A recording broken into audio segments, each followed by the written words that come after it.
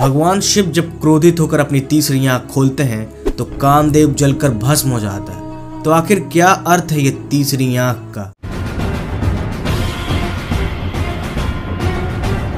दुनिया के अनेक धर्मों में तीसरे आंख का जिक्र हुआ है, चाहे वो हिंदू धर्म हो या बौद्ध धर्म हो या ताओ धर्म हो, इन सब में तीसरी आंख का जिक्र हुआ है। योगिक ट्रेडिशन में तीसरी आंख को आज्ञा चक्र कहा जाता है, पर जब ये भगवान शिव के साथ जुड़ता है ना, जब इसका जुड़ाव भगवान शिव के साथ होता है तो एक बहुत अनूठेपन की बात घटती है। भगवान शिव ध्यान कर रहे थे, मेडिटेशन कर रहे थे, और कामदेव आते हैं और उनका ध्यान भटकाने की कोशिश करते हैं ताकि भगवान शिव जो है वो देवी पार्वती के प्रेम में पड़ जाए और जो वैराग्य की दुनिया है वहाँ से सांसारिक दुनिया में आ जाए। पर भगवान शिव क्रोधित होते हैं और क्रोधित होकर अपनी तीसरी आंख खोलते हैं और कामदेव को जलाकर राख कर देते हैं। तो आइए समझते हैं कि क्या अर्थ है इस कहानी का, क्या सांकेतिक रूप है इस कहानी का।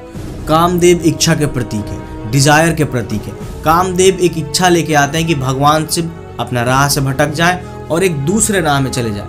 पर भगवान शिव की जो तीसरी आंख है वो आंतरिक संतुलन, आंतरिक शक्ति का प्रतीक है, और आंतरिक संतुलन के बल पे ही कामदेव को वो भस्म कर देते हैं, मतलब कि वो अपने डिजायर को नष्ट कर देते हैं। सीधी सी आसान शब्दों में आप इतना समझ सकते हैं कि अगर आप अपने लक्ष्य की तरफ जा रहे हैं, आप अपने जीवन में गोल की तरफ जा रहे हैं और आपको कोई डिस्ट्रैक्शन होता है, तो आपके भीतर इतनी समझ होनी चाहिए, इतनी सूझबूझ होनी चाहिए कि आप उस डिस्ट्रैक्शन को हटा सकें।